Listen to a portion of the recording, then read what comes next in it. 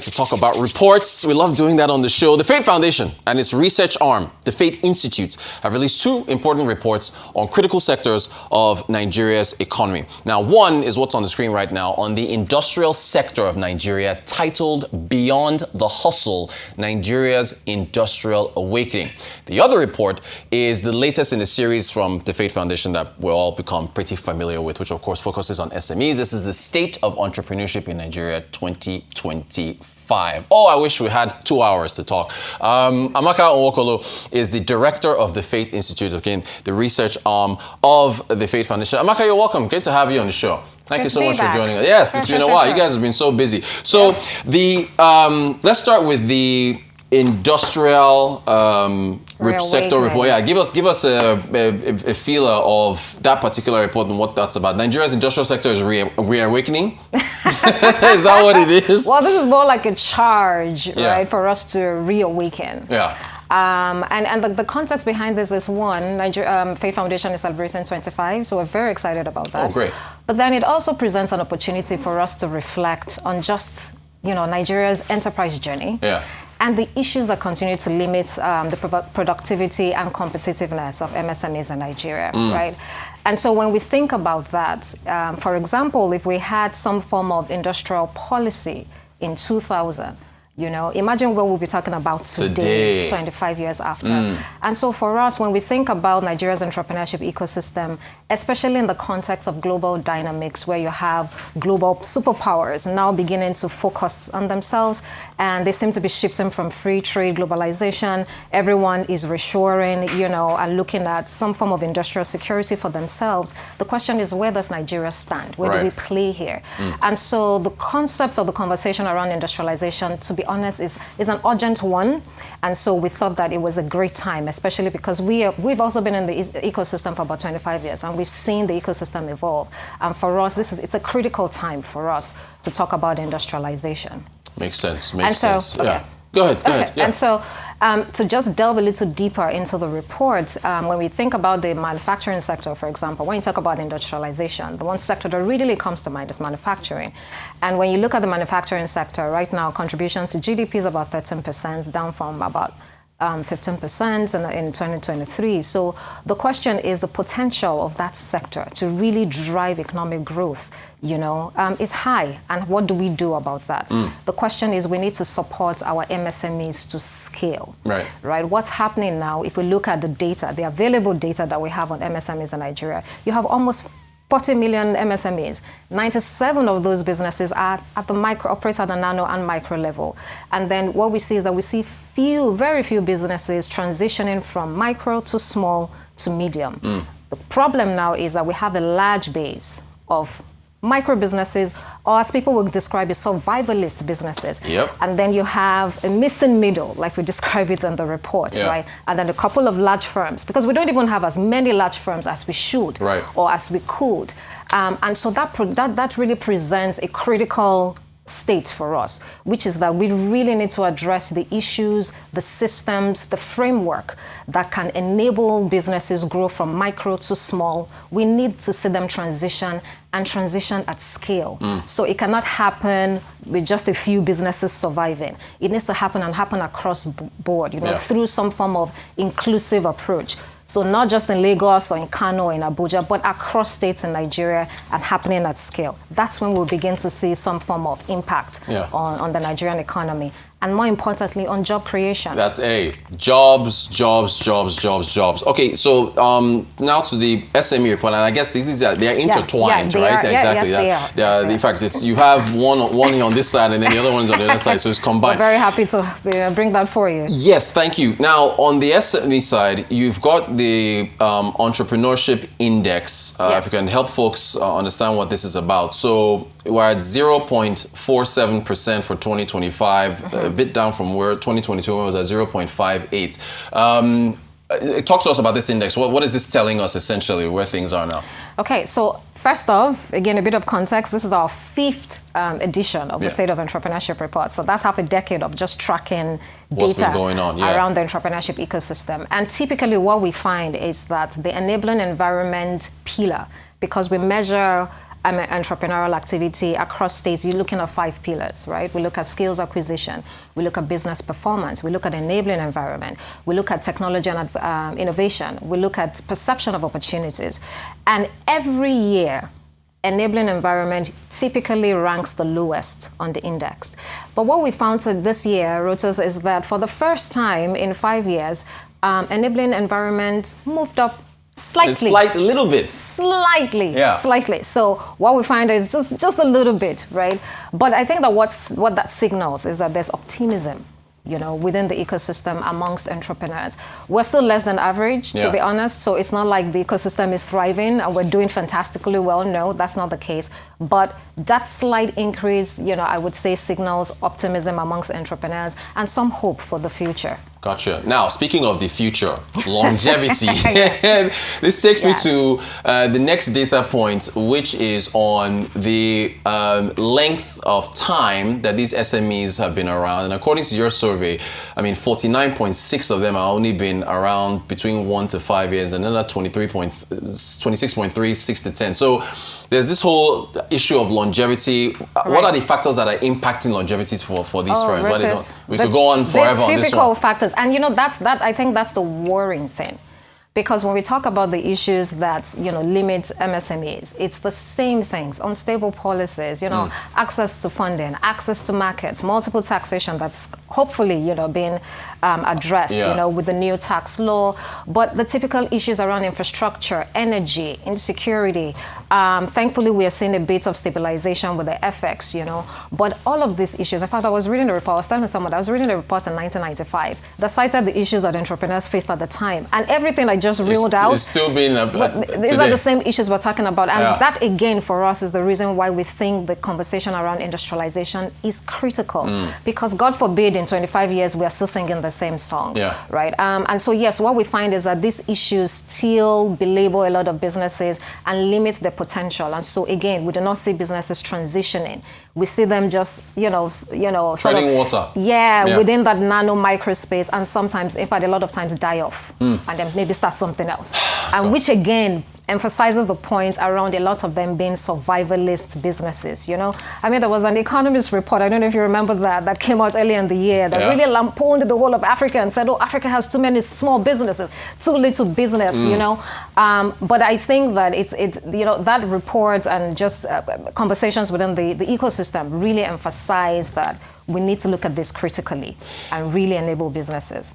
That's one important leg. Another, you mentioned this already, the size, right? About 97% of SMEs being between nano and micro. So, and then in fact, your report even had, I think it said it was a subsistence level entrepreneurship, which reminds me of subsistence farming. So they're essentially just trying to stay alive.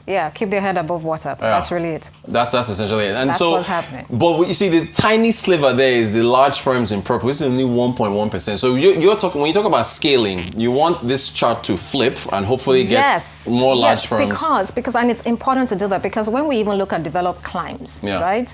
Let's talk about, a lot of the countries in Asia and maybe even in Africa that have developed, especially driving industrialization.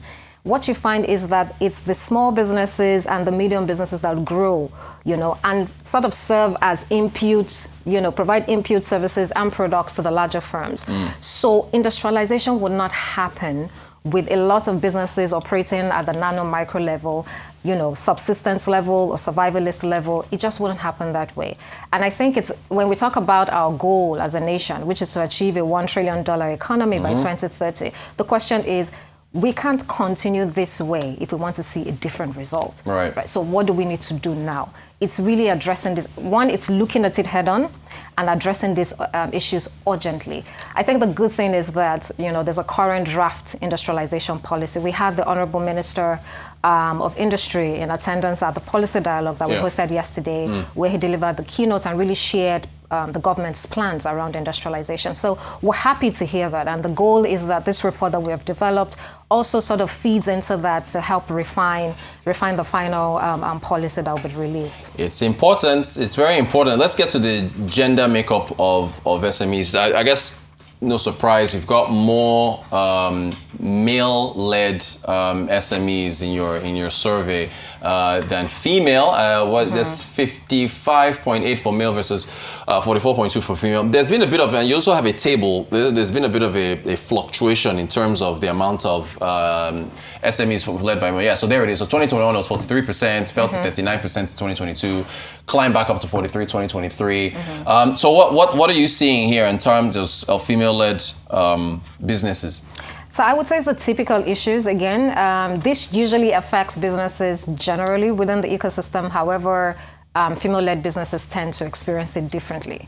The dynamics are, a little different. So, for example, when it comes to access and funding, so it will interest you to know that access to funding, since we began to put out this report, has consistently remained an issue, for businesses. And so, if we just look at that alone, and the dynamics around that and how it plays out differently for women, especially when we think of the bias sometimes that's involved.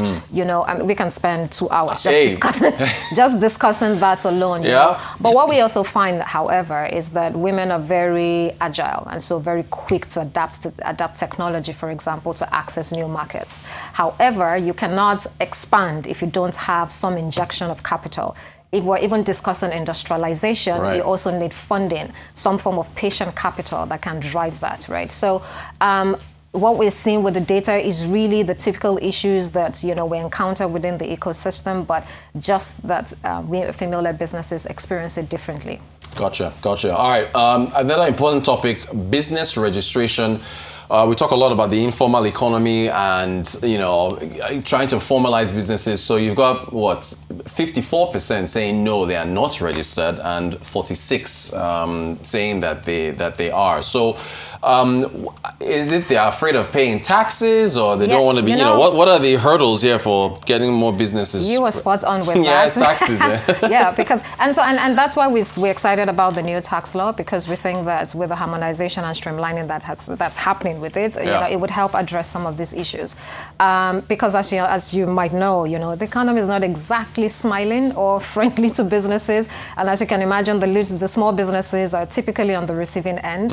And so if you have to sort of bear the burden of that and bear the burden of, providing energy for yourself, and if you're into production, maybe have to also deal with storage and all of those things that have to deal with transportation and logistics issues that don't typically exist because we just don't have it, right? If you have to deal with that and then deal with tax, it's very easy for people to just slip back into the informal sector and just say, please, I don't have to use my company name. I would just use my name and transact, because at the end of the day, for them, they're just trying to keep their head above water and stay afloat, right? So that might be one assumption, because again, this is data, so we have to interrogate it to really say, okay, what exactly is happening here? But that's definitely one assumption. And so the goal with the new tax law, the hope, with the new tax law is that it addresses some of these issues, and then it makes formalizing attractive to businesses. And so that way, because the truth is that formalizing also helps the businesses, because it helps you attract funding, attract investment, and all of that, right? But if the burden is just heavy and people just want to survive, it doesn't look as attractive. Gotcha. All right. You've mentioned some of the challenges faced by female entrepreneurs. Of course, the report did look at both female and male. And I did want to ask you, you mentioned this already, high interest rates, few available funds. Number 3, the lack of adequate collateral. So, then there's poor, maybe we can lump this in, poor financial records, poor access to funding information. But the collateral side, how are you seeing that working out in terms of, I guess, maybe the challenges that there is? The collateral is not, the value is not there, they don't have the collateral. How are you seeing that dynamic working out? So I think, to be honest, and we were talking about it just before we went on air, is that for us to really say we want to support micro businesses, we're going to have to rethink the entire financing architecture, so to speak, right? Because I honestly don't think that, commercial banks were set up to fund micro businesses, as it were.